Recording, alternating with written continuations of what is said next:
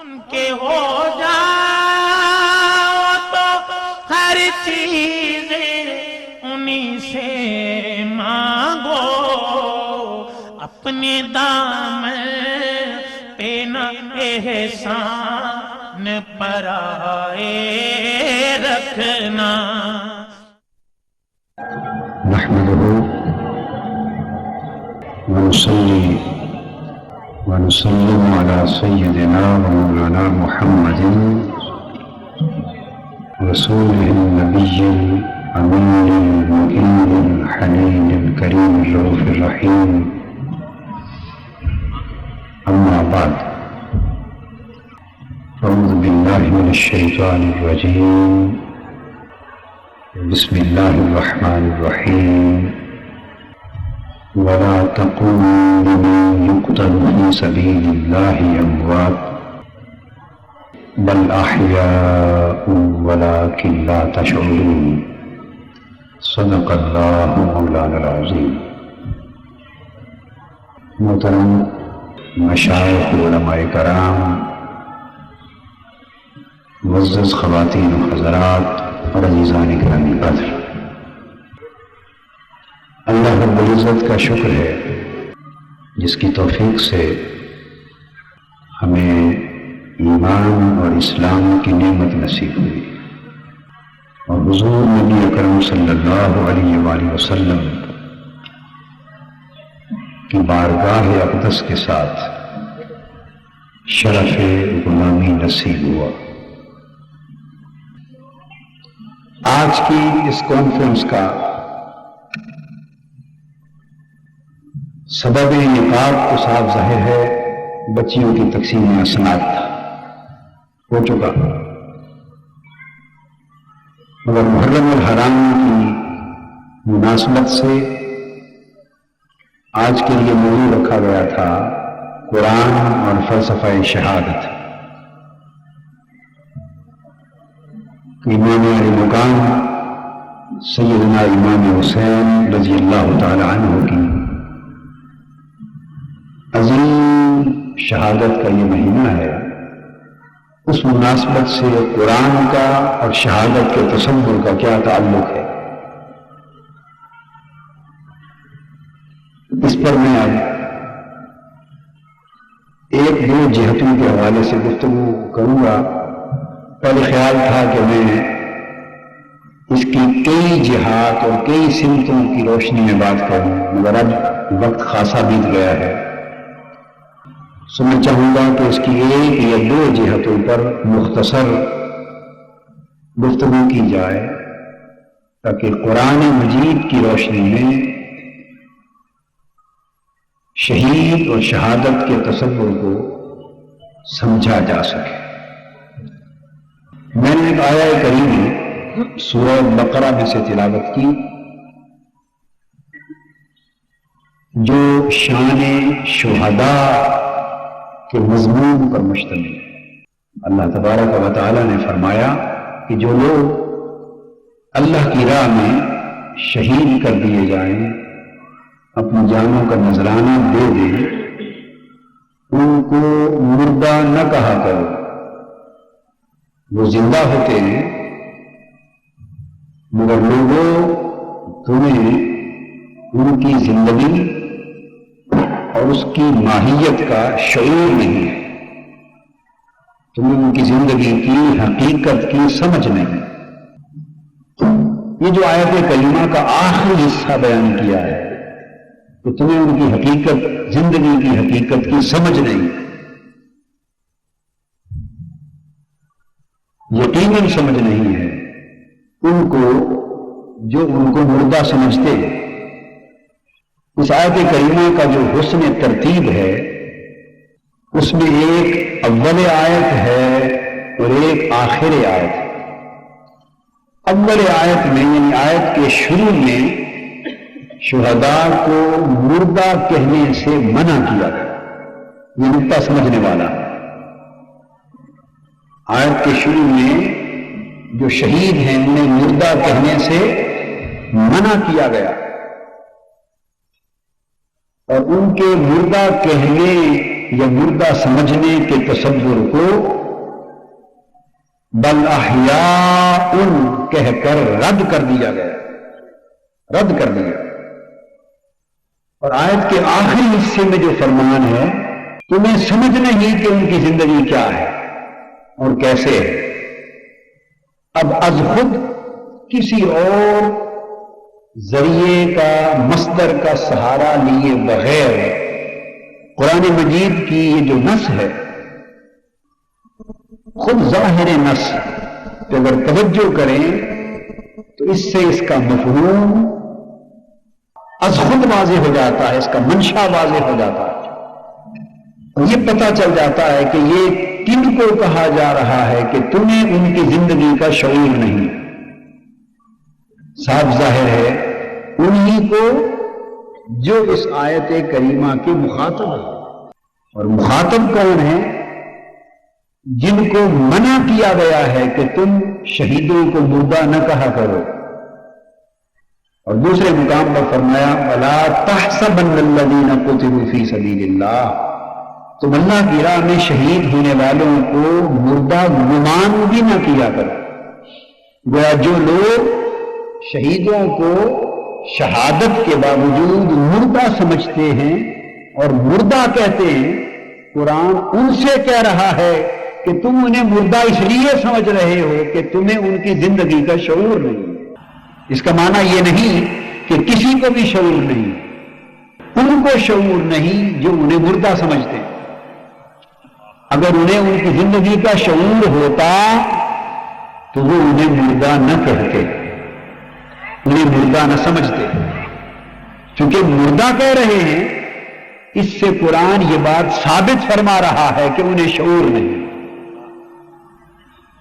گویا شہداء کی زندگی کا انکار کرنا قرآن کی روح سے بے شعوری ہے، بے شعوری۔ اب قرآن شہداء کی زندگی کا شعور دے رہا ہے، بل احیاء کہہ کر شعور دے رہا ہے کہ جنہیں شہادت ملتی ہے وہ ابدی حیات، ابدی زندگی پا جاتے ہیں۔ وہ زندگی کیسے پا جاتے ہیں؟ آج کی گفتگو میں اس شعور پر تھوڑی سی بات کرنا چاہتا ہوں قرآن مجید کی روشنی۔ اگر قرآن مجید کا مطالعہ کریں تو پتہ چلتا ہے کہ شہید یا شہادت کا لفظ یا شہود کا لفظ، اس کے کئی معنی، مختلف معنوں میں یہ لفظ استعمال ہوا۔ ایک معنی شہید کا حاضر ہونا ہے۔ بولیے کیا؟ ایک معنی کیا ہے شہید کا؟ حاضر ہونا۔ اور اللہ کی راہ میں جان دینے والے کو شہید کہتے ہی اس لیے ہیں کہ وہ حاضر ہو جاتا ہے۔ اب یہ سوال تشنا رہ گیا کہ وہ کہاں حاضر ہو جاتا ہے اور اس کے حاضر ہونے سے مراد کیا ہے۔ تو پہلے اس معنی کو واضح کر لیں۔ قرآن مجید نے فرمایا، سیدنا یعقوب علیہ السلام کی وفات کا ذکر کرتے ہوئے، ام کنتم شہداء اذ حضر یعقوب الموت، جب یعقوب علیہ السلام کی وفات کا وقت آیا تو کیا تم ان کی وفات کے وقت موجود اور حاضر تھے؟ قرآن مجید کا لفظ ہے ام کنتم شہداء، شہداء شہید کی جمع ہے۔ قرآن کہہ رہا ہے کیا تم شہید تھے اس وقت جب حضرت یعقوب علیہ السلام کی وفات آ پہنچی؟ اور ترجمہ اس کا یہ ہے کہ ان کی وفات کے وقت کیا تم وہاں حاضر اور موجود تھے؟ تو قرآن مجید کی نص صریح سے شہید کا ایک معنی حاضر اور موجود ہونا پایا۔ اب یہی مفہوم قرآن مجید میں کئی اور مقامات پر، کئی آیات کریمہ میں بھی آیا، بہت سے مقامات پر آیا۔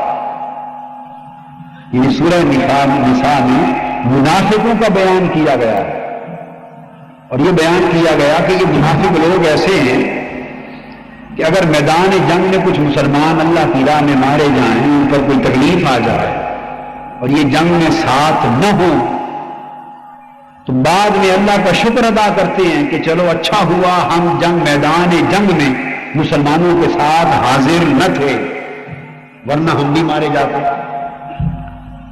اس منافقوں کے اس بیان کو قرآن مجید نے بیان کیا کہ وہ کہتے ہیں کہ یہ اللہ کا ہم پر انعام ہوا، انعم اللہ علیہ اذ لم اکن معہم شہیدا۔ وہ کہتے ہیں کہ اللہ نے مجھ پر، منافق کہتا ہے، یہ سمجھتا ہے کہ اللہ نے مجھ پر انعام کیا، اذ لم اکن معہم شہیدا، کہ میں ان کے ساتھ میدان جنگ میں حاضر نہ تھا، شہیدہ حاضر نہ تھا، اس لیے میں مرنے سے یعنی شہادت سے بچ گیا۔ تو لفظ شہید حاضر اور موجود ہونے کے معنی میں استعمال ہوا۔ قرآن مجید میں درجنوں آیات کریمہ ہیں جن سے اس معنی کی تصدیق ہوتی ہے۔ میں سربست صرف ان دو پر اکتفا کرتا ہوں، بعد ہی سمجھانا مقصود تھی۔ اب آپ نماز جنازہ پڑھتے ہیں، ایک اس سے بھی ثبوت فراہم کر دوں۔ جب نماز جنازہ پڑھی جاتی ہے تو اس کی دعا کے کلمات کیا ہے؟ اللہم اغفر لحینا و میتنا و شاہدنا و غائبنا و صغیرنا و کبیرنا و ذکرنا و انثانا، یعنی آپ جوڑ، متضاد دو چیزوں کے جوڑ بیان کرتے ہیں۔ اے اللہ بخش دے کنہیں؟ حینا و میتنا، ہمارے زندوں کو بھی اور ہمارے مردوں کو۔ پھر آپ کہتے ہیں شاہدنا و غائبنا، ہمارے حاضروں کو بھی اور ہمارے غائبوں کو بھی۔ پھر کہتے ہیں ہمارے چھوٹوں کو بھی، ہمارے بڑوں کو بھی۔ پھر آپ کہتے ہیں ہمارے مردوں کو بھی اور ہماری عورتوں کو بھی۔ تو شاہدنا و غائبنا، ہم میں سے جو لوگ حاضر اور موجود ہیں اس نماز جنازہ میں ان کو بھی بخش دے، اور جو غائب ہیں موجود نہیں ان کو بھی بخش دے۔ تو حدیث پاک کی تلقین کردہ یہ دعا ہے نماز جنازہ کی۔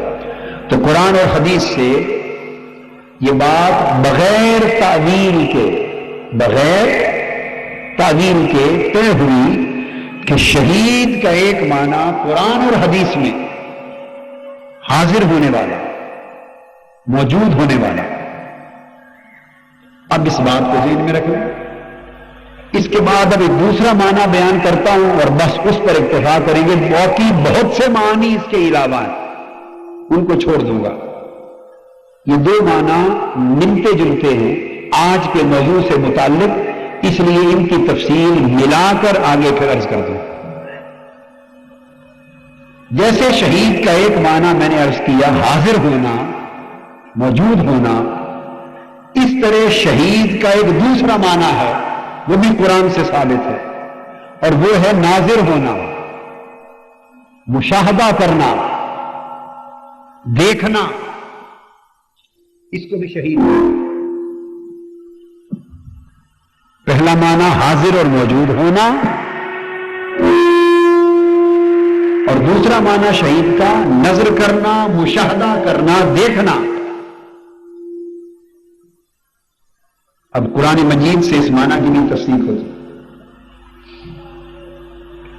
قرآن مجید نے ماہ رمضان مبارک کے روزے کے لیے فرمایا فمن شاہد منکم الشہر فلیصمہ، تم میں سے جو کوئی رمضان کا مہینہ پالے، یعنی وہ زندگی میں موجود ہو اور اس کے ہوتے ہوئے اس کے سامنے رمضان کا مہینہ آ جائے، وہ رمضان کے مہینے کو دیکھ لے، زندگی میں پالے، تو اس کے لیے لازم ہے کہ وہ روزے رکھے۔ تو آپ نے دیکھا کہ یہاں شاہدہ منکم الشہر، یہاں شاہدہ میں، شہود میں حاضر ہونا، موجود ہونا، پا لینا، دیکھ لینا، سارے معنی جمع ہو گئے۔ اب دوسرے مقام پر قرآن مجید بیان فرماتا ہے مکہ کے مشرک اور کافر کہتے تھے کہ فرشتے اللہ کی بیٹیاں ہیں، تانے دیتے تھے کہ ملائکہ یہ اللہ کی بیٹیاں ہیں معاذ اللہ۔ اللہ پاک نے ان کے اس جھوٹے اعتقاد اور جھوٹے دعوے کو رد فرمایا، اور اس انداز سے رد فرمایا کہ ارشاد ہوا ام خلقنا الملائکۃ اناثا وہم شاہدون، فرشتوں کو اللہ کی بیٹیاں سمجھنے والوں اور سمجھنے والوں سے یہ پوچھا جا رہا ہے ام خلقنا الملائکۃ اناثا، کیا ہم نے جب فرشتوں کو بیٹیوں کے طور پہ پیدا کیا تھا اہم شاہدون، تو کیا تم کھڑے دیکھ رہے تھے؟ کیا تم اس وقت کھڑے تھے، موجود تھے، دیکھ رہے تھے کہ اللہ بیٹیوں کو پیدا فرما رہا ہے؟ کس بنیاد پر کہتے ہو کہ یہ اللہ کی بیٹیاں ہیں؟ اللہ پاک نے اس کے زعم باطل کو رد کیا، اور رد کرتے ہوئے دلیل یہ دی ام خلقنا الملائکۃ اناثا وہم شاہدون۔ اچھا، اگر یہ فرشتے لڑکیاں ہیں، اللہ کی بیٹیاں ہیں، تو کیا ہم نے جب ان کو پیدا کیا تو وہ لوگ ایسا کہنے والے وہاں موجود تھے، دیکھ رہے تھے؟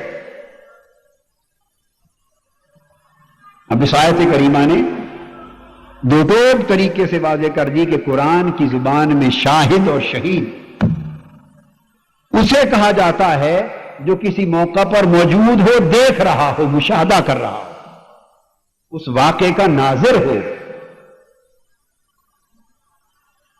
قرآن مجید نے ایک اور مقام پر سورہ یوسف میں بھی ذکر کیا، جب سیدنا یوسف علیہ السلام پر جھوٹی تہمت لگ گئی زلیخا کے معاملے میں، اور معاذ اللہ ان پر الزام لگا دیا گیا کہ انہوں نے پیچھے دوڑ کر زلیخا کو پکڑنے کی کوشش کی تھی۔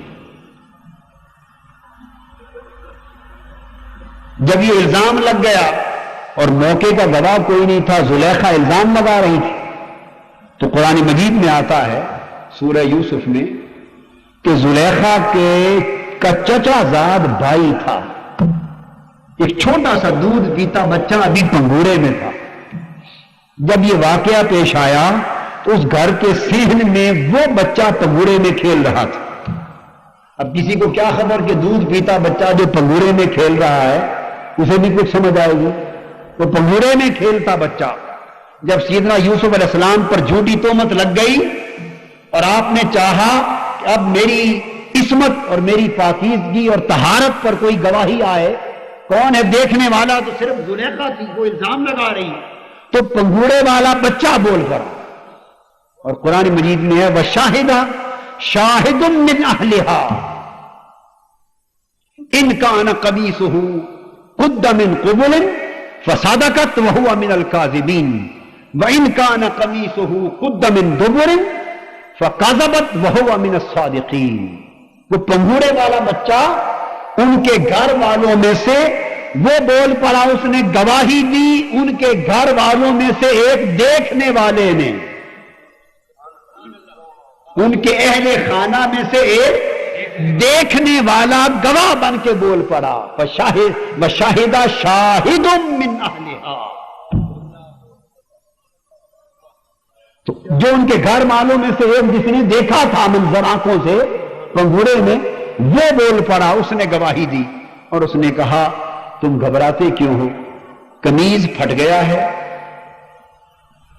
دیکھ لو کہ اگر یہ قمیض یوسف علیہ السلام کا آگے سے پھٹ گیا ہے تو زلیخا سچی ہے، اگر پیچھے سے پھٹ گیا ہے تو یوسف علیہ السلام سچے۔ بات بڑی سادہ ہے۔ یہاں قرآن مجید نے لفظ شاہد استعمال کیا اس بچے کے لیے جو موقع پر موجود بھی تھا اور دیکھ بھی رہا تھا، جو مقام پر حاضر بھی تھا اور موقع کا ناظر بھی تھا، اس کو قرآن نے شاہد کہا۔ تو قرآن مجید کے اور بھی بہت سے مقامات ہیں، مگر مدعا دو تین آیتوں کا حوالہ دینے سے دونوں معنی کے لیے پورا ہو گیا۔ یہ بات طے پا گئی کہ قرآن مجید کی روح سے ایک تو شہید اسے کہتے ہیں جو حاضر ہو، اور دوسرے معنی کے لحاظ سے شہید اسے کہتے ہیں جو موقع پر دیکھ رہا ہو، ناظر ہو، مشاہدہ فرمانے والا۔ یہ دو معنی سمجھ میں آئے. اب یہاں سوال پیدا ہوا کہ معنی تو ہم سمجھ گئے، شہید کا معنی تو ہم یہ ذہن میں رکھ لیں. میں نے عرض کیا کہ ان دو معنی کے علاوہ بھی معنی ہیں بہت سارے، مگر بس میں نے اس وقت تھوڑے وقت کی خاطر دو کو لے لیا ہے تاکہ ان پر اکٹھی بات ہو جائے. ہر ایک معنی ایک مستقل مضمون ہے، ایک مستقل باب ہے. اب یہ آپ کے ذہنوں میں سوال آ سکتا ہے کہ اتنی بات تو ہم سمجھ گئے کہ شہید کا معنی قرآن کی روح سے یہ ہے کہ موجود ہونے والا، حاضر ہونے والا اور دیکھنے والا. لیکن سوال یہ بنا کہ شہید کو شہید کہتے پھر کیوں ہیں؟ وہ حاضر کہاں ہوتا ہے اور دیکھتا کسے ہے؟ حاضر کہاں ہوتا ہے اور ناظر کس کا بنتا ہے؟ دیکھتا کس کو؟ کیوں شہید کہا جاتا ہے؟ یہ سوال پیدا ہو. آئیے آپ اس سوال کا جواب دیں. حدیث پاک میں حاضر ہونے کا ایک مفہوم تو یوں ہے کہ حدیث پاک میں کہ جب شہید اللہ کی راہ میں جان لیتا ہے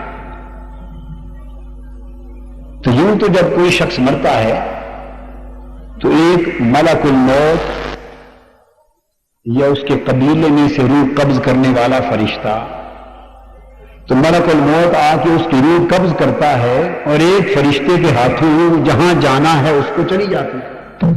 ایک ہی فرشتہ کافی روح قبض کرنے کے لیے بھی اور روح کو لے جانے کے لیے بھی. مگر شہید کی شان یہ ہے کہ جب شہید کی روح قفص انصری سے پرواز کرتی ہے، جب اس کی وفات ہوتی ہے، اس پر گولی چلتی ہے، تلوار چلتی ہے، وہ اپنی جان کا نذرانہ اللہ کے حضور پیش کرتا ہے. اللہ کے دین کی بقا کے لیے وہ اپنی جان عطا دے دیتا ہے، نذر کر دیتا ہے. اللہ کے دین کی فصل کو بہار دینے کے لیے اپنے خون کی ندی بہا دیتا ہے. حضور علیہ السلام کی امت کے عروق کے مردہ میں پھر تازہ زندگی پیدا کرنے کے لیے شہید جب اپنی جان لٹاتا ہے اور تلوار سے یا گولی سے اس کی روح اس کے جسم کے پنجرے سے قفص انصری سے پرواز کرتی ہے، ہر مرنے والے کی روح کے لیے ایک فرشتہ آتا ہے، شہید کی مبارک روح کے لیے ہزارہ ملائکہ آتے ہیں. ہزارہ ملائکہ، یہ روح شہید کا اکرام ہوتا ہے.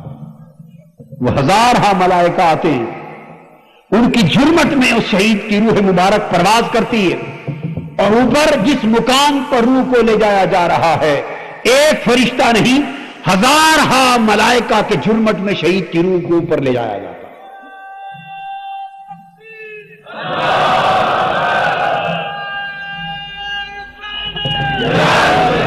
اب حدیث پاک یہ ہے، حدیث ہے جابر بن عبداللہ رضی اللہ تعالیٰ عنہ روایت کرتے ہیں کہ ان کے والد گرامی حضرت عبداللہ بن عمر شہید ہو گئے. کافروں نے، مشرکوں نے ان کی مبارک میت کے ساتھ، جسد مبارک کے ساتھ بڑا ظلم اور بدسلوکی کی. جب وہ لاش، وہ جسد مبارک ان کا آپ کے سامنے لایا گیا تو ان کی بہن یا ان کی بیٹی، یعنی حضرت جابر بن عبداللہ کی ہمشیرہ یا ان کی پھوپھی اور شہید کی بہن یا شہید کی بیٹی، وہ ان سے رہا نہ گیا اور وہ یکلخت اپنے والد یا اپنے بھائی کی میت مبارک کو اس حال میں دیکھ کر زور سے چیخ اٹھی، پکار اٹھی، رونے لگ گئے. جب وہ روئی تو حضور علیہ السلام نے منع فرما دی، فرمایا بیٹی نہ رو، فلا تبکی، مت رو، اس لیے کہ آپ کے بھائی یا آپ کے والد حضرت عبداللہ بن عمر، ان کی روح پر ہزارہ ملائکہ نے آ کے اپنے پروں سے سایہ کر دیا. تو ظلہ الملائکۃ باجنحتہا، مت رو، شکر ادا کر اور تمہیں مبارک ہو کہ یہ ایک ایسی روح ہے جن پر ہزارہ ملائکہ نے آ کے اپنے پروں سے سایہ کر دیا. تو شہید کی روح مشہود بالملائکہ ہوتی، مشہود ہزارہ ملائکہ ایک شہید کی روح پر آتے ہیں اور ہزارہ ملائکہ کی اس شہید کی روح پر حاضر ہونے کے باعث اس کو شہید کہا جاتا ہے. یہ اس میں مفہوم میں ہے کہ یہ وہ مبارک شخص ہے کہ جس کی روح پر ہزارہا ملائکہ وقت وفات حاضر ہو گئے. یہ ایک رخ ہے. اب یہاں ضمناً ایک نقطہ، ایمانی نقطہ سمجھتے چلے جائیں. وہ ایک شہید جس کی روح پر ایک مرتبہ، فقط ایک مرتبہ، جب روح کے پرواز کرنے کا وقت آیا، ہزاروں ملائکہ حاضر ہو گئے، اور ہزاروں ملائکہ کی حاضری نے اس اللہ کی راہ میں جان دینے والے کو شہید کر دیا. وہ شہید جس کی روح پر ایک بار ملائکہ آئے وہ شہید ہوا، اور رب کائنات نے کہا اس کی روح ابد الآباد کی اس زندگی سے ہمکنار ہو گئی ہے کہ اس کو اب مردہ نہ کہنا. جس کی روح پر ایک بار ہزاروں ملائکہ آئے وہ شہید بنا. اور وہ ذات پاک جو گنبد خضرا میں آسودہ خواب ہے، جن کی روح پاک، جن کے در اقدس پر 70,000 فرشتے ہر صبح اور 70,000 فرشتے ہر شام قیامت کے دن تک آتے رہتے ہیں، ان کی شان شہادت و شہیدیت کا عالم کیا ہے.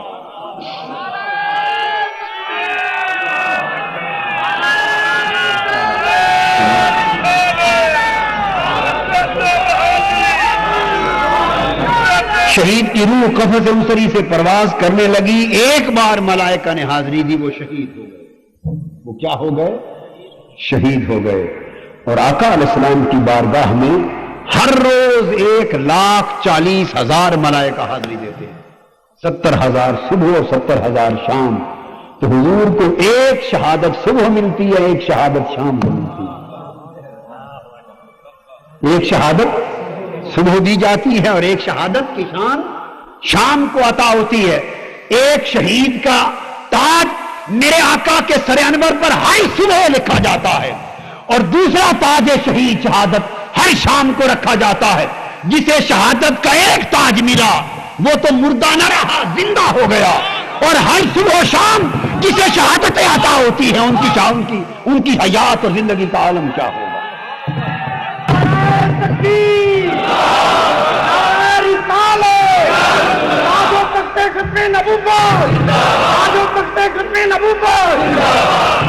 اور پھر ان کی روح کو ملائکہ لے جاتے ہیں، ان کی روح کو ملائکہ لے جاتے ہیں اعلیٰ مقام پر.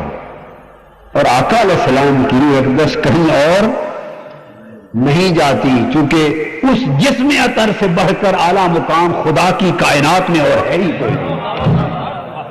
اللہ کا وعدہ یہ ہے وَلَلْآخِرَةُ خَيْرٌ لَكَ مِنَ الْأُولَى. حضور علیہ السلام سے وعدہ، میرے محبوب آپ کی ہر بات کی گھڑی پہلی گھڑی سے بہتر ہوگی. بات کا وقت پہلے وقت سے بہتر ہوگا. اور یہ امت کے لیے بھی وعدہ ہے. مومن کی روح اس دنیا میں جب تک ہوتی ہے اس جسم میں ہوتی ہے، یاد رکھیے. جب وفات ہوتی ہے تو اللہ کا وعدہ ہے، تو روح سے بھی وعدہ ہے کہ بعد کے وقت میں تمہیں اس سے بھی بہتر مقام پہ رکھا جائے. تو مومن کی روح کو اس جسم سے اعلیٰ مقام پہ رکھا جاتا ہے، علیین میں رکھا جاتا ہے، جو اس خاکی جسم سے اعلیٰ مقام ہے، تاکہ روح کا درجہ بھی اونچا ہو. حضور علیہ السلام کی روح انور بھی قفس آقا اقدس کی قفس جسدی سے پرواز کی. ایک بار جسم اطہر سے نکلی تو روح نے پوچھا باری تعالیٰ اب اس جسم پاک سے تو مجھے نکالا ہے، وعدہ تیرا یہ ہے کہ پہلے سے بہتر جگہ پہ رکھوں گا، اب مجھے کہاں رکھنے کا ارادہ ہے؟ اوروں کی روح تو جسموں میں ہوتی ہے تو علیین میں رکھا جاتا ہے، میں تو جسم مصطفیٰ میں رہی ہوں. اب اس سے بہتر مقام کون سا ہے جہاں مجھے رکھا جائے گا؟ رب کائنات نے فرمایا کہ اس سے بہتر سوائے خدا کے تو کائنات میں اور مقام ہی کوئی نہیں ہے. اس لیے روح مصطفیٰ جسم مصطفیٰ جیسا یا اس سے بہتر مقام نہ علیین میں ہے، نہ میری جنتوں میں ہے، نہ سدرہ و عرش پر ہے. فرش سے عرش تک ساری کائنات جسم مصطفیٰ کی خاک سے بھی نیچے تک رکھتی ہے. اے روح اس سے اعلیٰ مقام میری کائنات میں کوئی نہیں، بس جہاں سے آئی ہے وہی کو لوٹ جا. تکبیر، نعرہ رسالت، نعرہ رسالت، نعرہ رسالت۔ بس روح مصطفیٰ صلی اللہ علیہ وسلم جس میں اقدس سے نکلی وہیں لوٹا دی گئی، اور اسی جسم پاک میں رہ کر پوری کائنات کو حیات عطا کر رہی ہے۔ فرمایا وما من احد یسلم علی الا رد اللہ الی روحی حتی ارد علیہ السلام۔ کوئی شخص، کوئی مسلم مشرق سے مغرب تک پوری دنیا میں کوئی شخص ایسا نہیں جو مجھ پر سلام پڑھے، مجھ پر فرمایا مجھ پر سلام پڑھنے والوں، تم جب سلام پڑھتے ہو جان لو کہ اللہ نے میری روح میری طرف واپس لوٹا دی ہوئی ہے، حتی ارد علیہ السلام، حتیٰ کہ میں اس کے سلام کا واپس جواب دیتا ہوں۔ ضمن بات آ گئی، درود بھی پڑھے اور سلام بھی پڑھے۔ کیا؟ درود بھی پڑھا کریں اور دونوں میں فرق یہ ہے کہ درود پڑھنے سے ثواب ملتا ہے، درود پڑھنے سے ثواب ملتا ہے، اور سلام پڑھنے سے آقا کا جواب ملتا ہے۔ اور ہم تو بھائی تاجر نہیں ہیں، ہم تاجر لوگ نہیں ہیں کہ ہم کوئی بہت ثواب کے چکر میں پڑے رہیں، وہ اس کی مرضی جتنا دے دے، مالک ہے۔ ہم تو غلام لوگ ہیں، ہم تو محبوب کے جواب کے پیچھے رہتے ہیں، ہم جواب کے طالب ہیں، ثواب اس کی مرضی۔ تو سلام سے جواب آتا ہے، درود سے ثواب آتا ہے۔ اب بولیے آپ کو کس شے سے ثواب آتا ہے؟ ثواب سے ثواب آتا ہے یا جواب سے ثواب آتا ہے؟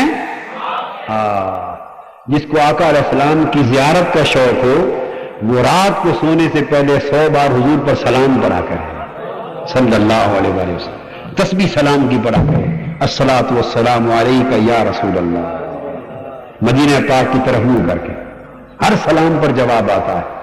یہ ایک ایسا تعلق ہے، ایسا تعلق ہے کہ وہ جواب بھیجتے بھیجتے کبھی نہ کبھی خود ہی آ جائیں گے نا۔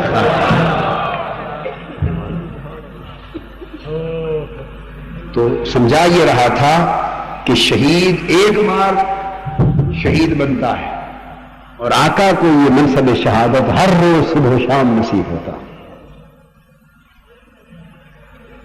تو اس لیے شہید کہتے ہیں کہ ملائکہ حاضر ہوتے ہیں اس کی وفات پر، یہ تو ایک مفہوم ہوا۔ اور آپ کہیں گے یہ تو کوئی اور حاضر ہوا، شہید تو نہیں نا حاضر ہوا، کہیں گے تو ملائکہ آ کے حاضر ہوئے۔ ہاں، یہاں دوہری حاضری ہے، ملائکہ بھی حاضر ہوئے، شہید بن گیا، اور یہ خود بھی حاضر ہوتا ہے۔ کہاں؟ یہ بھی حدیث پاک میں، وہی حدیث سیدنا جابر بن عبداللہ سے دوسری روایت میں ہے۔ حضور علیہ السلام نے فرمایا، اے جابر تمہیں مبارک ہو، کیا تمہیں یہ نہ بتاؤں کہ جب تمہارے باپ کی روح اوپر گئی تو اللہ نے تیرے باپ سے کیا کلام کیا؟ حدیث پاک میں اللہ نے تیرے والد سے کیا، تیرے والد کی روح سے کیا کلام کیا؟ عرض کی آقا فرمائیے۔ حضور علیہ السلام نے فرمایا، ما کلم اللہ الا من وراء، ما کلم اللہ احدا الا من وراء حجاب، وکلم اللہ اباک کفاح۔ فرمایا جابر، اللہ نے جس سے بھی، جس کی روح سے بھی آج تک کلام کیا ہے، شہید ہوتے ہیں جاتی ہیں روحیں، مگر جس سے بھی کلام کیا ہے اللہ نے پردے کے پیچھے سے کلام کیا۔ سیدنا موسیٰ علیہ السلام سے بھی کلام کیا تھا، پردے سے پیچھے کلام کیا۔ فرمایا اللہ پاک نے ہر ایک سے پردے کے پیچھے کلام کیا ہے، مگر اے جابر بن عبداللہ مبارک ہو تمہیں کہ تیرے والد کی روح جب خدا کی بارگاہ میں حاضر کی گئی، رب نے پردے ہٹا دیے، پردے ہٹا دیے، اور بلا حجاب تیرے باپ سے کلام کیا۔ اتنی حدیث پاک سے پتہ چل گیا کہ شہید کی روح کہاں حاضر ہوتی ہے؟ بارگاہ الوہیت میں حاضر، اللہ کی بارگاہ حاضر ہوتی۔ فرشتے یہاں حاضری دیتے ہیں، شہید کی روح وہاں حاضری دیتے ہیں۔ اللہ، ذرا شان دیکھیے، فرشتوں کو حکم ہے کہ وہ شہید کی روح کی وفات کے وقت یہاں حاضر ہوں، اور شہید کی روح کو حکم ہے کہ وہ خدا کی بارگاہ میں حاضر ہوں۔ تو شہید چونکہ روحانی اعتبار سے اللہ کی بارگاہ میں حاضر ہوتا ہے، اس لیے اس مقتول کو، قتیل کو شہید کہتے ہیں، اس قتیل کو شہید کہتے ہیں کہ اللہ کی بارگاہ میں حاضر ہو گیا۔ کسی سے اللہ پردے کے پیچھے کلام کرتا ہے اور اس کی کانوں میں اپنی الوہی سرمدی آواز کے رس گھول دیتا ہے، اور کسی خوش نصیب کے پردے ہٹا دیتا ہے۔ اب پردے کے پیچھے بھی کلام ہو تو آپ اس کا تصور بھی نہیں کر سکتے، ہم اس کا تصور بھی نہیں کر سکتے، کیونکہ پردے کے پیچھے جب کلام ہوا اور اس بارگاہ میں بھی پہنچ گئی تو وہاں تو انوار و تجلیات کا اتنا ورود ہو رہا ہوتا ہے کہ اس روح کو یہ خبر ہی نہیں ہوتی کہ پردہ ہے یا نہیں ہے۔ انوار و تجلیات کے ورود کا عالم یہ ہوتا ہے کہ برائے حجاب کلام بھی ہو رہا ہے، انوار و تجلیات کا ورود بھی اس روح پر ہو رہا ہے، اور اس شہید کی روح کو یہ خیال اور خبر اور ہوش کہاں ہوتا ہے کہ یہاں کوئی پردہ ہے یا نہیں ہے۔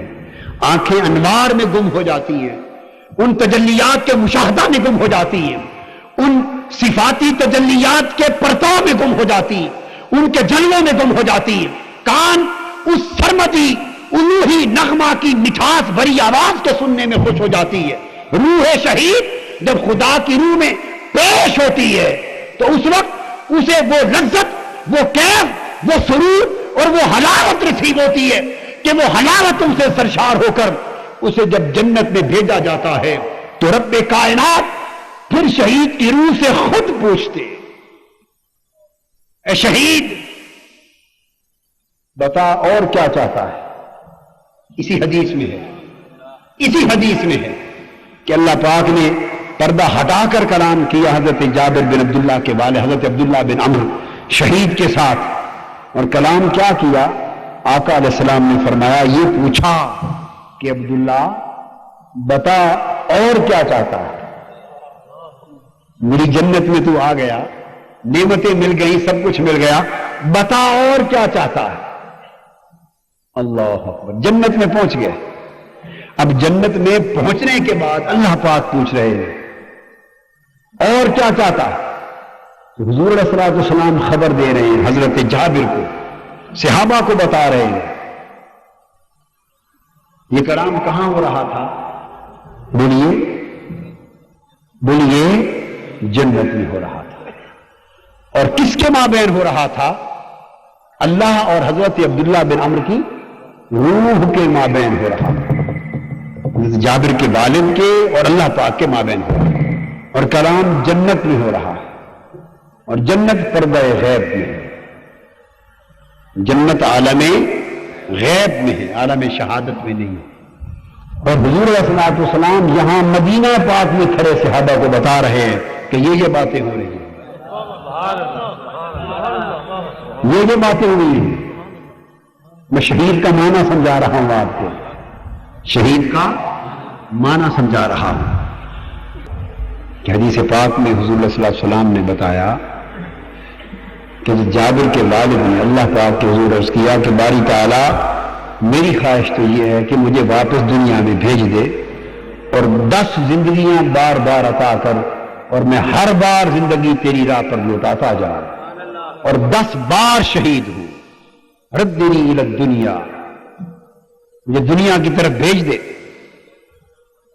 فاقتل 10 مرات، 10 مرتبہ میں شہید کیا جاؤں، اللہ کی راہ میں، تیری راہ میں قتل کیا جاؤں، اس لیے کہ مولا تیری جنتیں، تیری جنت کی حوریں، تیری جنت کے باغات، تیری جنت کے ساری فضائیں اور ہوائیں اور نعمتیں ایک طرف، مگر جو لذت اس لمحے شہادت میں نصیب ہوئی تھی وہ لذت تیری ساری جنتوں میں کہیں دکھائی نہیں دیتی، کیونکہ جب تلوار چلی تھی گردن پر، جب گولی آئی تھی سینے پر، اور روح قفس اسری سے پرواز کر گئی، اور مولا وقت پرواز جب روح تیری بارگاہ میں پیش تھی اور تیرے جلوہ حسن کا پردہ اٹھا تھا اور تو نے پہلی بار کلام کیا تھا، مولا تیری بارگاہ کی حاضری اور تیرے جلوہ حسن کا وہ نظارہ اور تیرے حسین کلام کا وہ سننا، جنت کی کروڑوں نعمتیں ایک طرف اور اس لمحے کی ایک لذت ایک طرف۔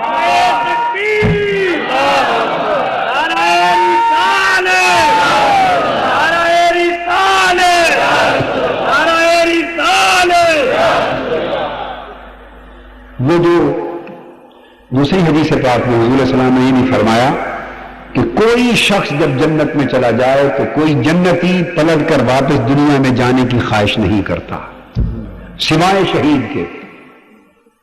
حضور صلی اللہ علیہ وسلم نے فرمایا کوئی جنتی جنت میں آ کر واپس جانے کی خواہش نہیں کرتا سوائے شہید کے۔ اور آقا نے فرمایا شہید آرزو کرتا ہے کہ مولا مجھے دنیا میں بھیج اور میں 10 مرتبہ تیری راہ میں بار بار قتل ہوتا رہوں اور زندہ ہوتا رہوں اور ہر بار لمحے شہادت کی وہ لذت دیدار پاتا رہوں۔ تو شہید کی روح وہ حاضر ہوتی ہے۔ اب میں نے ضمناً جو ایک ایمانی نقطہ اعتقادی نقطہ آپ کو سمجھایا وہ یہ کہ شہید کی روح وہاں پہنچ کر شہید ہوگی، دوسرے معنی کی روح سے اس روح کو وہاں لے جایا گیا اور اللہ کی بارگاہ میں حاضری ہوئی اور اللہ سے ہم کلام ہوئی، وہاں پہنچی تو شہید بنی، پہلے مقتول تھا، پہلے وہ مقتول تھا، خدا کے حضور حاضری ہوئی، ہم کلامی ہوئی، اس حاضری نے اس مقتول کو شہید بنا دیا۔ تو کچھ شہید وہ ہیں جو وہاں پہنچتے ہیں جنت میں اور وہاں خدا سے ہم کلام ہوتے اور مرتبہ شہادت پاتے، اور ایک اس شہید اعظم کا کہ مرتبے کا بھی اندازہ کرو کہ جہاں وہ ایک شہید جنت میں خدا سے ہم کلام ہو کے گفتگو سن رہا ہے اور ادھر آقا زمین پر کھڑے ہو کر اس کے حال شہادت کا پورا انجام دیکھ کر صحابہ کو سنا رہے ہیں۔ کئی وہاں پہنچ کر شہید بنے اور کئی روئے زمین پر ہر ہمیں آقا حضور علیہ السلام شان شہادت کے ساتھ بہرابر رہتے ہیں۔ گفتگو جنت میں ہو رہی اور یہ قرآن کی گئی نہیں ہے کہ جبرائیل امین نے آ کر پہنچائی ہے، یہ بھی بات سنیں، یہ قرآن مجید کی آیت نہیں ہے کہ جو بصورت وحی جبرائیل امین لائے ہو، یہ آیت نہیں ہے، یہ تو حدیث ہے۔ جبرائیل امین نے آ کے تو نہیں بتایا قرآن مجید کی، آیت تو نہیں اتری، اس عالم غیب میں جنت میں باتیں ہو رہی ہیں، آقا علیہ السلام یہاں بتاتے جا رہے ہیں۔ تو شہید ہوتا ہے مشاہدہ کرنے والا، کیا؟ مشاہدہ کرنے والا، تو جو وہاں پہنچ کر مشاہدہ کرے وہ تو شہید ہو جائے، اور جو مدینے میں کھڑا ساری جنتوں کا مشاہدہ کر لے وہ شہید نہیں ہے، جو وہاں پہنچے مشاہدہ کرے وہ شہید ہوا، اور جو مدینے میں کھڑا ہو اور سارے پردے عرش سے فرش تک جس کے لیے اٹھا دیے گئے ہو، ان کے مقام شہادت کا عالم چاہے۔ تو بات سمجھ آ رہی ہے؟ یہ حضور علیہ السلام کی شان شہادت ہے جس کا صدقہ سب شہیدوں کو یہ شان ملی ہے۔ اب راز زندگی کی بات ہو رہی تھی، زندگی کا راز کیا ہے جس کا انکار کرنے والوں کو شعور نہیں؟ وہ راز زندگی یہ ہے کہ دو باتیں آپ کے ذہن نشین ہو گئی کہ شہید اللہ کے حضور حاضر بھی ہو گیا اور اس نے اللہ کے حسن کا جلوہ بھی کر لیا، ورائے حجاب کیا یا بلا حجاب کیا، مگر جلوہ حسن ازلی کیا اور اس کے حضور پیش ہو گیا، روبرو پیش ہو گیا، وہ شہید ہوا۔ اب زندگی اس طرح ملتی، یہی وجہ ہے کیونکہ وقت شہادت اس کا جلوہ حسن اس کے نظارے کی طرف رو بےتاب ہوتی ہے۔ اور یہ بھی میں بتاؤں کہ جلوہ یکلخت نہیں ہوتا، اس کی علامتیں ظاہر ہونا شروع ہوتی ہیں۔ سورج بھی جب جلوہ کراتا ہے نا، سورج بھی، تو وہ یکایک رات کے اندھیروں سے پھوٹ کے نہیں آ جاتا، یکایک رات کے اندھیرے سے پھوٹ کر نہیں آ جاتا، بلکہ اس کے طلوع سے بہت پہلے ایک صبح کاذب طلوع ہوتی ہے، وہ پہلی علامت ہوتی ہے، ایک اونچی سی شعاع اٹھتی ہے سفیدی کی، وہ آ کے پہلا ڈھنڈورا پیٹتی ہے، لوگوں بیدار ہو جاؤ، سورج جلوہ روشنی جلوہ کرانے کے لیے آ رہی ہے۔ اس کے بعد صبح صادق آتی ہے، وہ افق پر پھیل جاتی ہے، اندھیرے رخت سفر باندھ کر کوچ کرنا شروع کرتے ہیں، روشنی آنے لگتی ہے۔ سب سے پہلے لوگوں کو اندھیرے سے نکال لیا جاتا ہے۔ جب روشنی میں صبح کی، سحر کی اور صبح کی روشنی میں لوگ آ جاتے ہیں، بیدار ہوتے ہیں، تو سورج آنکھ کھولتا ہے اور آخری پردہ اٹھتا ہے اور سورج بے نقاب ہوتا ہے۔ جلوہ مرحلہ وار ہوتا ہے۔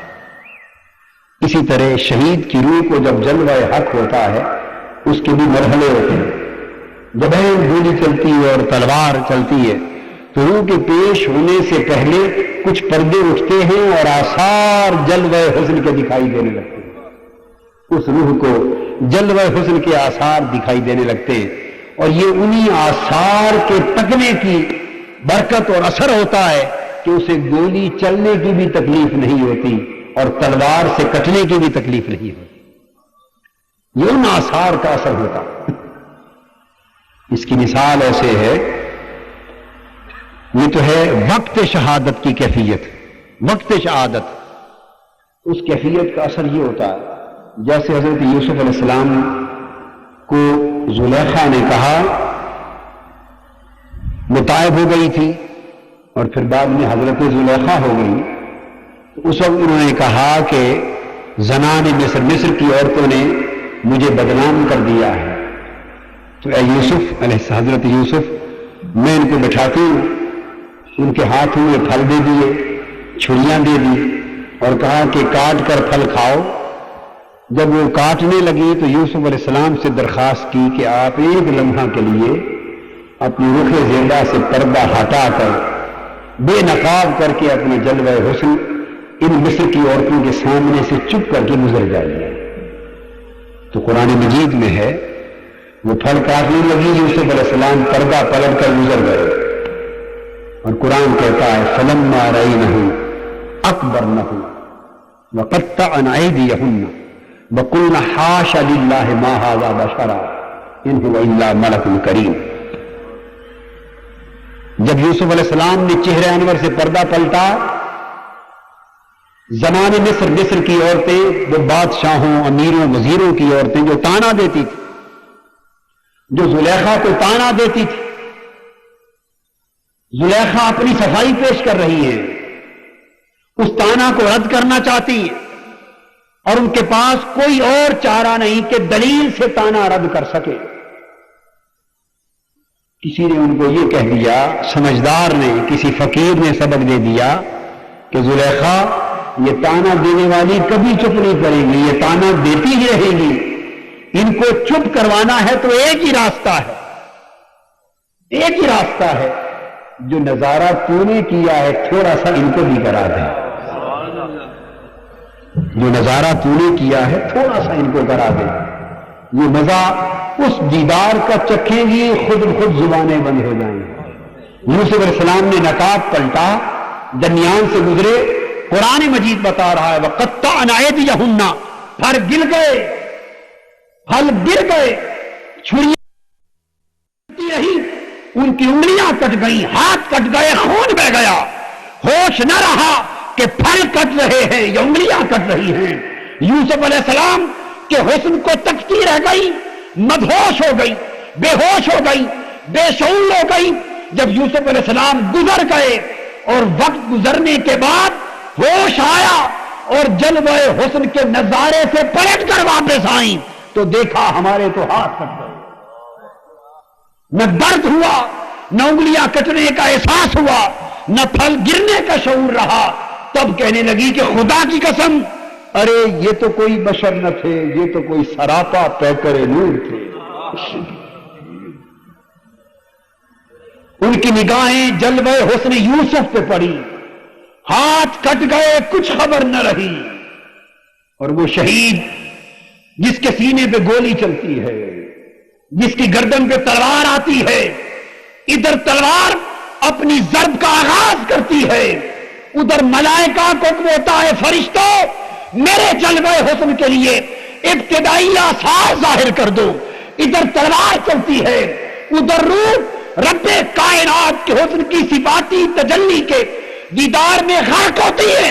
روح اس وقت ایک عجیب آواز دے کر پکار کے کہتی ہے اے تلوار رک جا، تو ضرب دیتی ہے، ادھر مجھے یار کے حسن کا جلوہ نظر آ رہا ہے.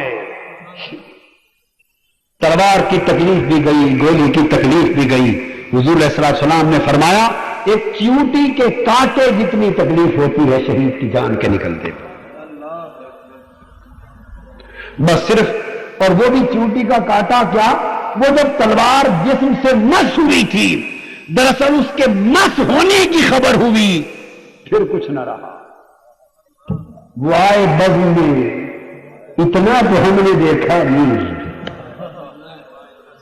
وہ آئے بزم میں اتنا تو ہم نے دیکھا نہیں، پھر اس کے بعد چراغوں میں روشنی نہ رہی.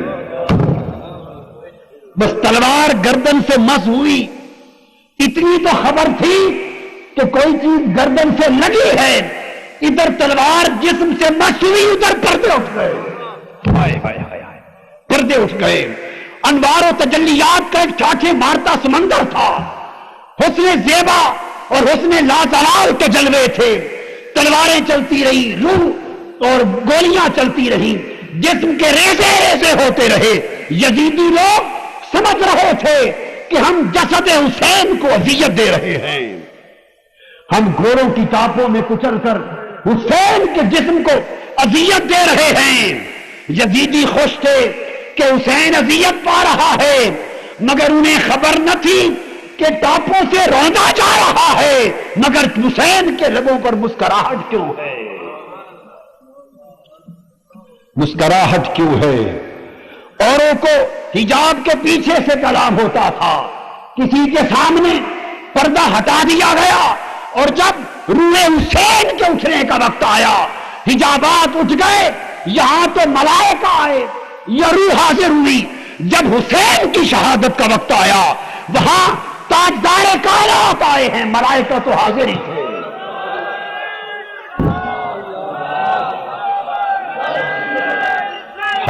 فرمایا بیٹا حسین اور شہیدوں کی شہادت پر ملائکہ آتے ہیں، بیٹے حسین تیری شہادت پر مصطفیٰ خود آیا ہے.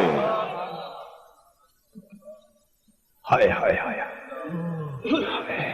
اب یہاں ایک وجدان کی بات کہتا ہوں، کسی کی طبیعت قبول کر لے تو لے لے، نہ کرے تو واپس لوٹا. جس شہید کی روح پر شہادت پر فرشتے آتے، وہ روح تو خدا کے حضور پیش ہوتی ہے اور روبرو پیش ہوتی ہے.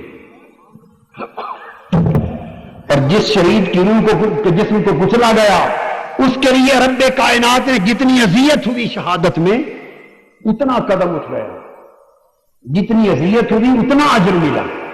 حضرت عبداللہ بن عمر کو اذیت دی گئی، اس شہید کے لیے رب کائنات نے پردہ ہٹا دیا اور بلا حجاب کلام کیا. جس شہید کے لیے فرشتے آئیں وہاں تو حجاب اٹھ جائے، اور جس شہید امام حسین کی روح کی پرواز کرنے وقت مصطفیٰ خدا ہے. وجدانی بات تو یہ ہے کہ جن شہیدوں کے لیے فرشتے آتے ہیں تو فرشتے پیش کرتے ہیں مولا یہ شہید کی روح آئی ہے. اور آقا علیہ السلام جب امام حسین کی شہادت کے وقت موجود تھے تو وہ اپنے بیٹے حسین کی روح خدا کی بارگاہ میں پیش کرنے کے لیے حضور نے فرشتوں کے ہاتھ بھیجی ہوگی یا خود لے کر گئے ہوں گے؟ فرشتوں کے ہاتھ بھیجی ہوگی یہ خود لے کر گئے ہوں گے. مولا یہ بیٹا حسین ہے جس کو میں نے کندھوں پر پالا تھا اور جس کو اپنے لب چوسا چوسا کے یہاں تک کیا تھا اور کندھوں پر چڑھایا اس لیے تھا کہ آج اس نے نیزوں کے کندھوں پر چڑھنا ہے اور میرے دین کی لاج رکھنی ہے. تو مولا یہ کامیاب ہو گیا میرا بیٹا حسین، اس کی روح خود میں لے کر تیرے حضور پیش کرنے آیا ہوں. تو جس کی روح حضور کی معیت میں پیش ہوئی ہوگی اس پر رب کی عنایات کا عالم کیا ہوگا، رب کی عنایات کا عالم کیا ہوگا.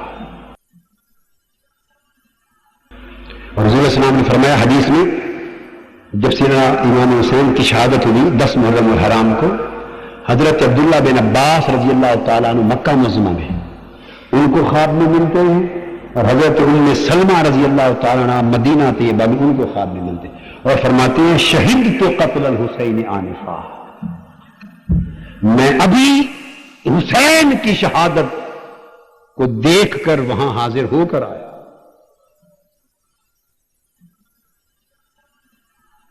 اور ہاتھ میں شیشی ہے، اس میں خون ہے۔ عرض کی آقا اس میں کیا ہے؟ فرمایا میں نے حسین کا سارا خون اس میں سمو لیا، اس میں سمو لیا۔ بعض احباب نادانی میں اعتراض کرتے ہیں کہ یہ کیسے ہو سکتا ہے کہ حسین اور ان کے 72 ساتھیوں کا خون ایک شیشی میں حضور نے جمع کر لیا، 72 لوگوں کا خون ایک شیشی میں کیسے جمع کر لیا؟ اعتراض کرنے والا اس کو جب اعتراض کرتا ہے تو عقل ماری جاتی ہے، منکر کی عقل ماری جاتی ہے، شعور نہیں رہتا۔ اس کا یہ دھیان گیا کہ 72 لوگوں کا خون ایک شیشی میں کیسا جمع ہو گیا، اور یہ بھول گیا کہ جمع کرنے والا وہ رسول ہے جو 1400 صحابہ کے وضو اور غسل کا پانی ایک لوٹے میں جمع کر لیتا، 1400 صحابہ کے غسل کا پانی،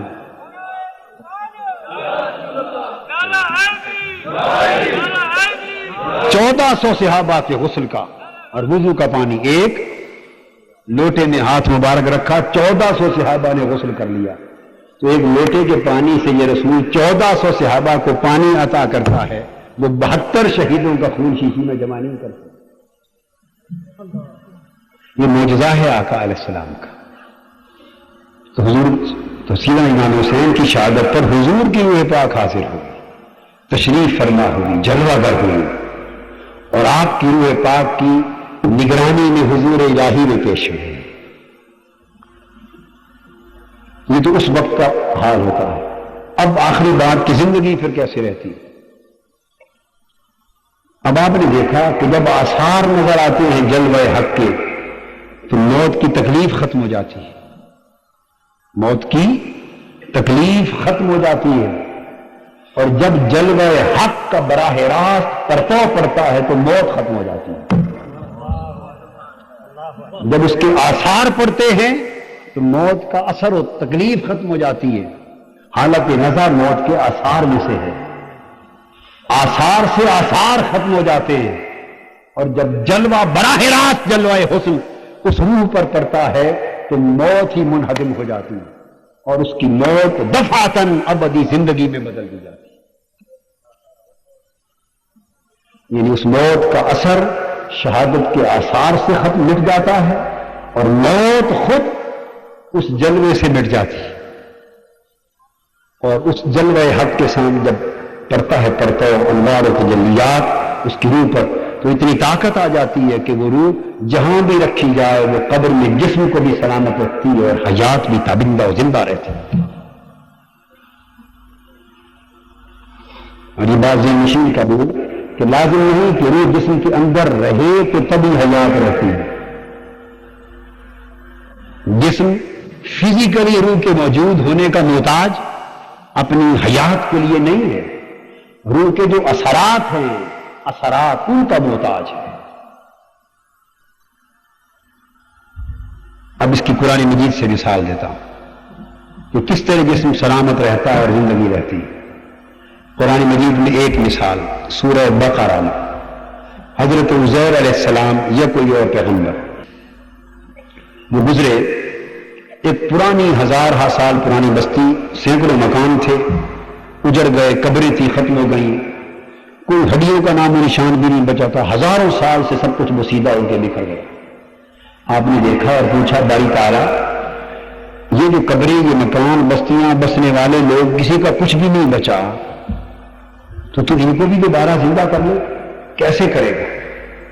اللہ پاک نے فرمایا حضرت عزیر علیہ السلام سے، یا جو بھی پیغمبر تھے، فرمایا اے میرے پیغمبر دیکھ میں اس کا بھی مشاہدہ کروا دیتا ہوں۔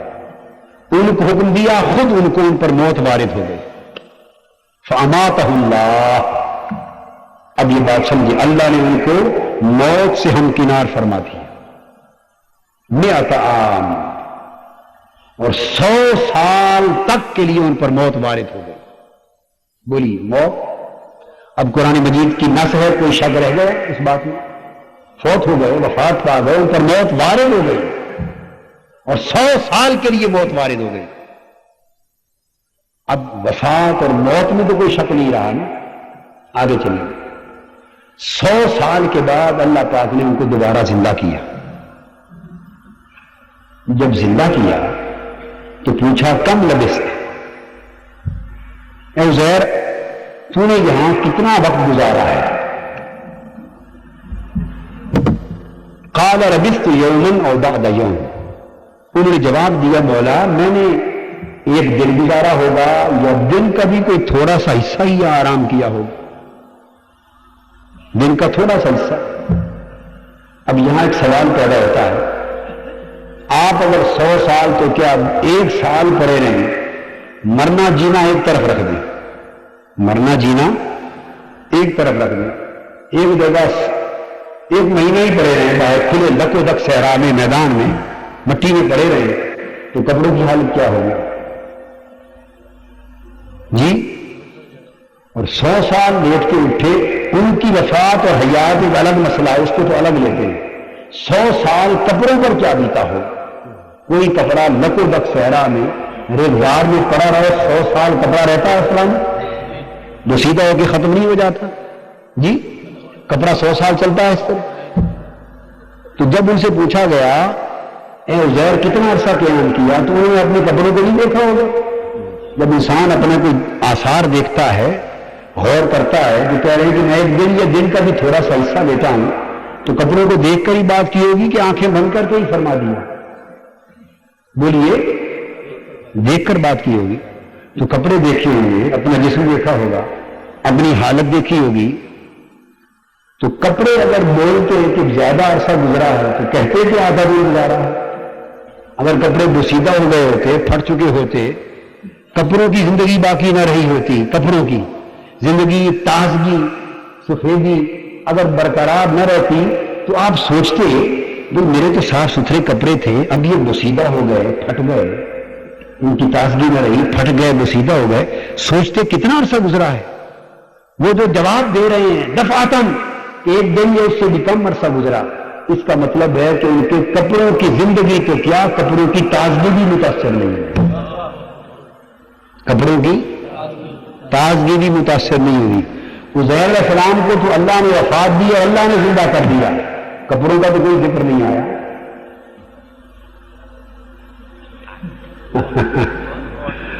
عزیر علیہ السلام کو اللہ نے وفات دی، اللہ نے زندہ فرما دیا، کپڑوں کا تو کوئی، اگر آپ کہیں گے یہ کوئی ضروری ہے، ہاں اس لیے ضروری ہے کہ باقی چیزوں کا ذکر آ رہا ہے، پانی کا ذکر آیا، کھانے کا ذکر آیا، گدھے کا ذکر آیا، جو جو کچھ ان کے ساتھ تھا ہر شے کا ذکر آیا، کپڑوں کا نہیں۔ تو اگر کپڑے بوسیدہ ہوتے تو کبھی نہ فرماتے کہ چند گھنٹے لیٹا ہوں۔ تو کپڑے اتنے تازہ اور صاف ستھرے تھے کہ 100 سال بیت گئے مگر کپڑے حیات پر رہے، زندہ رہے، تابندہ رہے، تر و تازہ رہے، صاف ستھرے رہے۔ اور روح پھر اندر تھی، وفات جو پا گئے تھے، روح اندر تھی، روح نکل گئی۔ 100 سال تک عزیر علیہ السلام کا جسم اقدس بوسیدہ ہوا،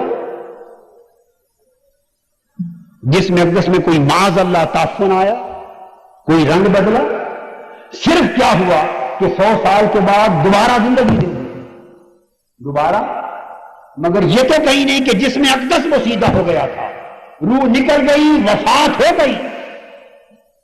اب کسی کو رب نے زندہ کر دیا 100 سال بعد، اور کسی کو زندہ کرے گا قیامت کے دن۔ یہ زندہ کرنا نہ کرنا ایک الگ پروسیس ہے، مگر میں اس 100 سال کا درمیانی عرصہ سمجھا رہا ہوں۔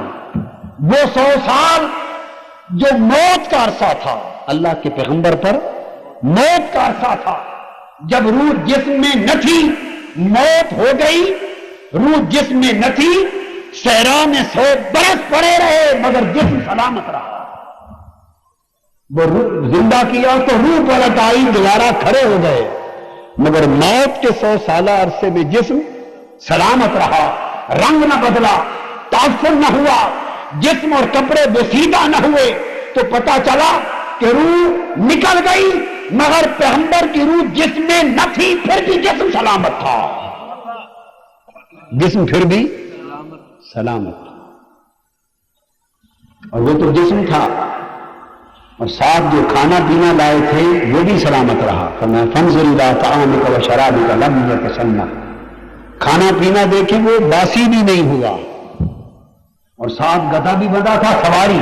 فرمایا اسے دیکھیں وہ ختم ہو گیا، اس کی ہڈیاں بھی خاک میں مل گئی. فرمایا سواری کو دیکھیں، دوبارہ سواری کی ہڈیوں کو زندہ کیا، پھر ان کا ڈھانچہ بنایا، پھر ان پر گوشت چڑھایا. تو اے سے زیڈ تک، الف سے یہ تک سارا عمل دوبارہ ہوا. ہڈیاں خاک میں مل گئی تھی.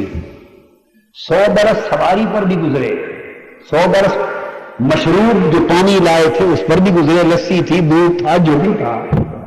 100 برس اس پر بھی گزرے، 100 برس کھانے پر بھی گزرے، 100 برس کپڑوں پر بھی گزرے، 100 برس حضرت عزیر علیہ السلام پر بھی گزرے. 5 چیزوں پر 100 برس گزرے، مگر بوسیدہ صرف سواری ہوئی، باقی کوئی شے بوسیدہ نہ ہوئی. اللہ پاک نے یہ بات سمجھا دی کہ میں چاہوں تو اس سواری کی طرح موت آئے تو ہر شے بوسیدہ ہو جائے. وہ گدھا تھا، وہ گدھا تھا، وہ بوسیدہ ہو گیا. 100 برس اس پر بھی بیتے، ہر چیز دوبارہ ملی. یہ پیغمبر تھے یا وہ چیزیں پیغمبر کی غلامی میں تھی، پیغمبر سے مست تھی. ان پر بھی 100 برس بیتے، موت آئی مگر کچھ بھی بوسیدہ نہ ہوا. اشارہ اس طرح ہے لوگوں، تم گدھے نہ بنو. گدھے بنو گے تو ختم ہو جاؤ گے، گدھے کی طرح بوسیدہ ہو کر تباہ ہو جاؤ گے. تم پیغمبروں کے نقش قدم پر چلو، موت آئے گی پھر بھی بوسیدہ نہیں، قبر میں سلامت رہو گے.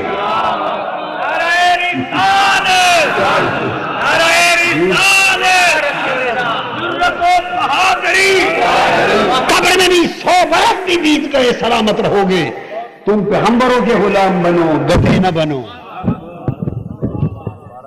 میں تو قرآن کہہ رہا ہوں، قرآن سے باہر تو کوئی بات نہیں کہہ رہا. گدھے نہ بنو. مفتی صاحب بڑے خوش ہیں، مفتی عبد القیوم خان ہمیشہ ہی ایسی باتیں کرتے ہیں. میں نے تو صرف ایک جملہ ہی بول دیا نا. قرآن کہہ رہا ہے گدھے نہ بنو، انسان بنو، پیغمبر کے نقش قدم پہ چلو. وہ جو لفظ ہے لا تشعرون، تمہیں شعور نہیں کہ زندگی کیسے رہتی ہے. اس لیے شعور نہیں کہ گدھوں کو شعور نہیں ہوتا، گدھوں کو شعور نہیں ہوتا. تم اگر گدھے رہے تو نہ زندگی رہے گی نہ شعور رہے گا. اگر پیغمبر کے غلام ہو گئے مر کے بھی زندہ بھی رہو گے، شعور بھی رہے گا. زندہ بھی رہو گے، شعور بھی رہے گا. انسانی اور حیوانی زندگی میں فرق ہے، انسانی اور حیوانی زندگی میں فرق ہے. تو جو اس طرح حوالے ہیں ان کو شعور دیا ہے کیونکہ ان کو زندگی بھی دی ہے. جو زندہ ہے انہیں کو شعور ہے، جو مردہ ہیں انہیں شعور بھی نہیں ہے. تو قرآن مجید نے نص سری سے یہ سارے عقدے کھول دیے. قرآن سب کچھ بتاتا ہے مگر کوئی قرآن سے ہم کلام تو ہو، کوئی قرآن سے ہم کلام تو ہو، کوئی قرآن کے اندر غرق تو ہو، کوئی قرآن سے پوچھے تو صحیح. جو پوچھے ہی نہ تو وہ کیسے بولے. پھر یہ پیغمبر ہے، یہ کون ہے؟ ایک اور پیغمبر سیدنا سلیمان علیہ السلام. جب بیت المقدس جو ہے قبہ صخرہ یہ تعمیر ہو رہا تھا، آپ یہ جنات ان کے تابع تھے اور جنات حکم دیا کہ اینٹیں لاؤ، گارا لاؤ اور تعمیر کرو. جنات تعمیر کر رہے تھے، آپ اپنی سوٹی عصا کا سہارا لے کر جنات کے سامنے کھڑے ہو کر نگرانی فرما رہے تھے، کھڑے ہو کر نگرانی فرما رہے تھے. اسی حال میں سیدنا سلیمان علیہ السلام کی وفات ہو گئی. یاد رکھیں، سارے عصا کے اس عصا کے سہارے کھڑے کھڑے اسی حال میں وفات ہو گئے. اور وفات ہو جانے کے بعد اسی حال میں اسی طرز پر نگرانی کی صورت میں 1 سال وفات پا جانے کے بعد بدستور کھڑے رہے، سال تک کھڑے رہے. حتیٰ کہ وہ جو لکڑی تھی اس کو دیمک کھانا شروع ہو گئی. کھاتے کھاتے کھاتے سال بعد وہ دیمک کھانے سے نیچے سے لکڑی کٹی اور لکڑی غیر متوازن ہوئی تو آپ کا جسد اقدس نیچے آیا۔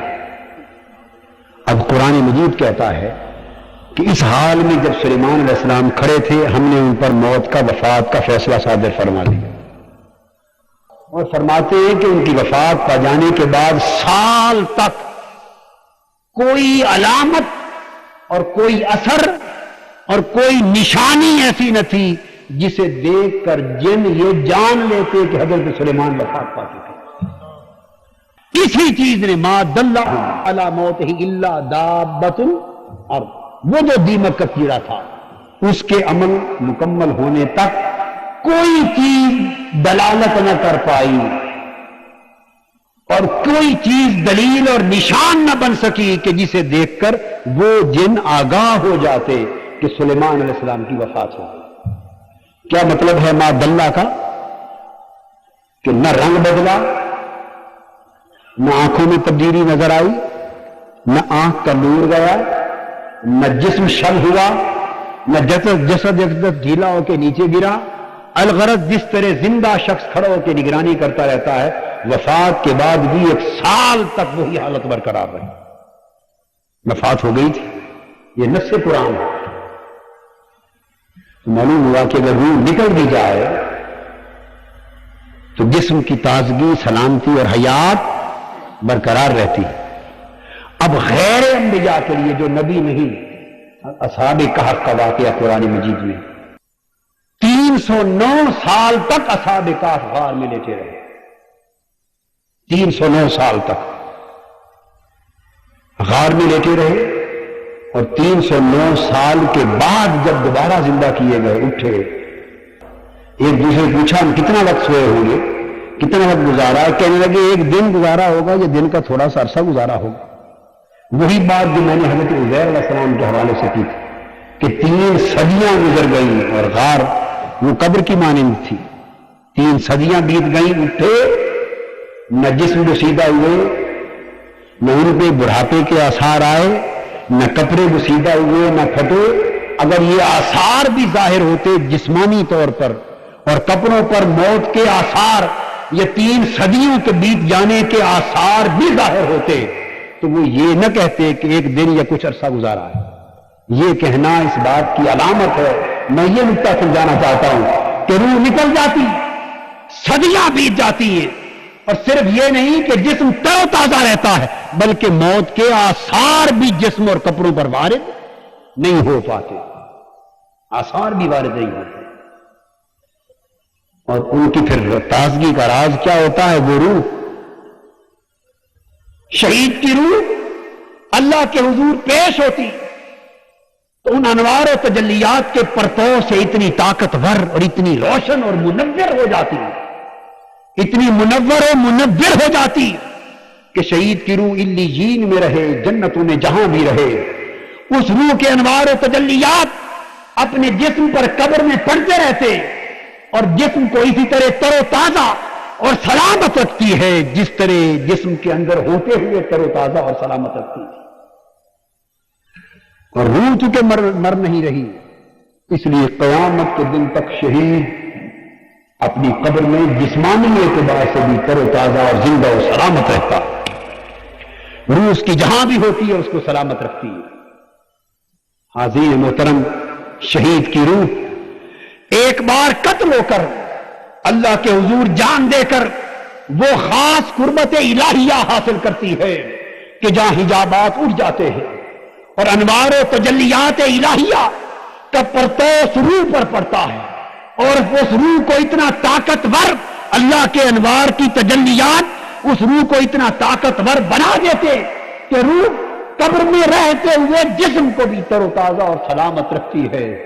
تو یاد رکھے، اولیاء اور انبیاء عمر بر ریاضت و مجاہدہ کر کے اس قربت الہیہ کا مقام اس روحانی شہادت کی صورت میں حاصل کرتے ہیں، اور وہ ریاضات کثیرہ کے بعد جب اللہ کی بارگاہ کی قربت پاتے ہیں اور حجابات اٹھتے ہیں اور انوار و تجلیات مالائے اعلیٰ سے ان کی روح اور جسم پر پڑتی ہے تو ان کی روح اس زندگی میں اتنی طاقتور ہو جاتی ہے کہ مرنے کے بعد علیین میں وہ اولیاء کی روحیں ان جسموں کو اسی طرح تازہ رکھتی ہے جس طرح شہید کی روح انجیل میں رہ کر تازہ رکھتی ہے.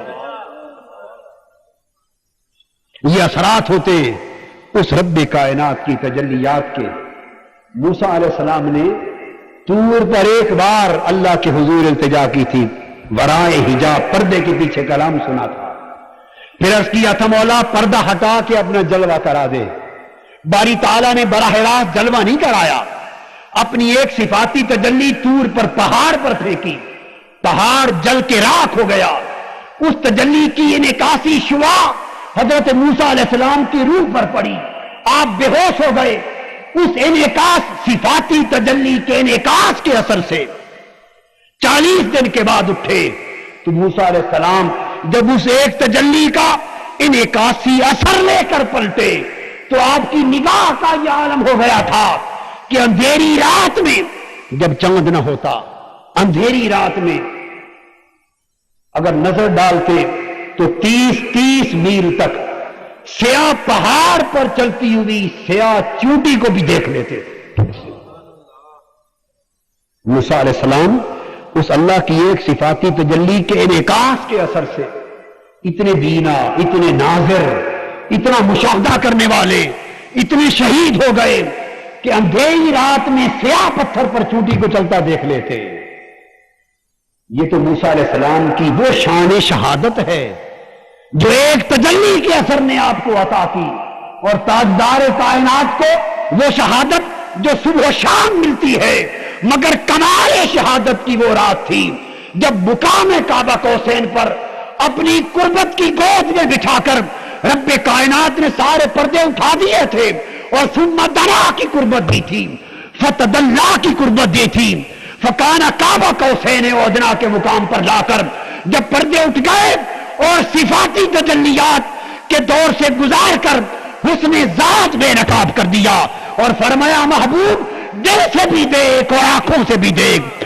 اور ما زاغ البصر وما طغى، آنکھوں سے دیکھا، آنکھیں حسن یار تکتی رہ گئیں، پھر دل سے دیکھا اور ما كذب الفؤاد وما ورأى، آنکھوں نے جو کچھ دیکھا دل بھی تصدیق کرتا رہا.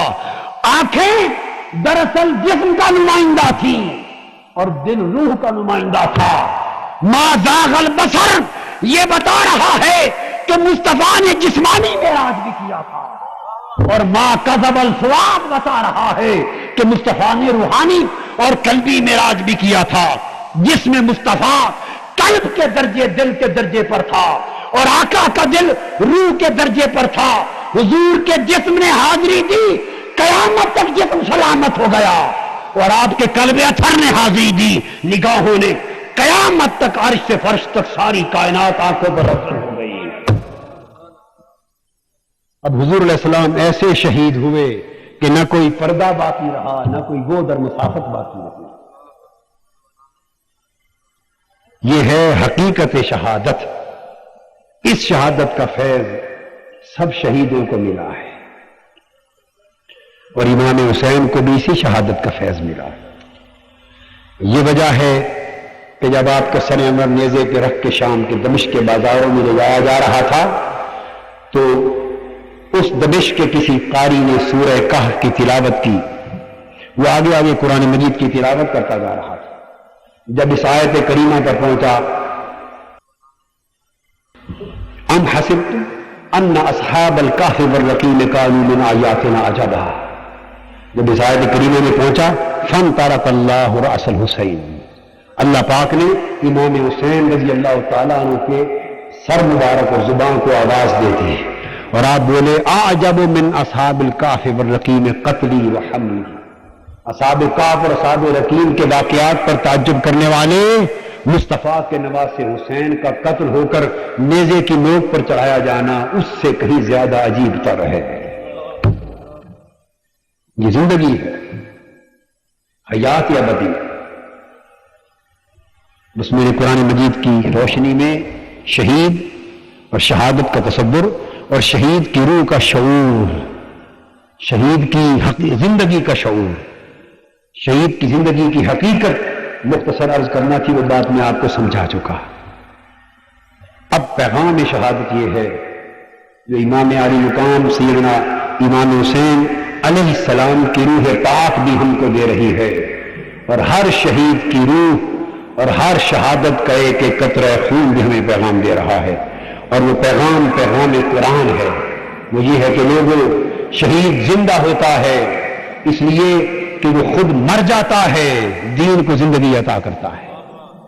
وہ خود مرتا ہے تو جب تک وہ مرتا نہیں دین کو زندگی نہیں ملتی۔ سبق یہ ہے کہ لوگوں، اگر آج دین مصطفیٰ کو زندہ کرنا ہے تو تمہیں موت سے کھیلنا ہوگا۔ پیغام یہ، اگر دین مصطفیٰ کو زندہ کرنا ہے تو موت کو گلے سے لگانا ہوگا، قربانیاں دینی ہوگی، وقت کی قربانی دینا ہوگی، جان و مال کی قربانی دینا ہوگی، عزت و ناموس کی قربانی دینا ہوگی، آسائش و آرام کی قربانی دینا ہوگی، اور خواہشات اور تعیشات زندگی کی قربانی دینا ہوگی، اور زندگی کی ذاتی ترجیحات کی قربانی دینا ہوگی۔ جب تک قربان نہیں ہوگے اس وقت دین مصطفیٰ دوبارہ زندہ نہیں ہوگا۔ قتل حسین اصل میں مرگ یزید ہے۔ اسلام زندہ ہوتا ہے ہر کربلا کے بعد۔ آج کربلا کو یاد کرنے والوں، مردہ کربلا کو یاد کرنے کا اس وقت تک کوئی فائدہ نہیں جب تک پھر اپنی خون سے تازہ زندہ کربلا بقا نہ کر دو۔ کربلا دائمی کربلا کو پیدا کرنے کا تقاضا کر رہا ہے۔ ریگزار کربلا کا ایک ایک ذرہ ندا دے رہا ہے کہ یاد حسین میں آنسو بہانے والوں، کبھی سنت حسین میں خون بہا کر بھی دیکھو۔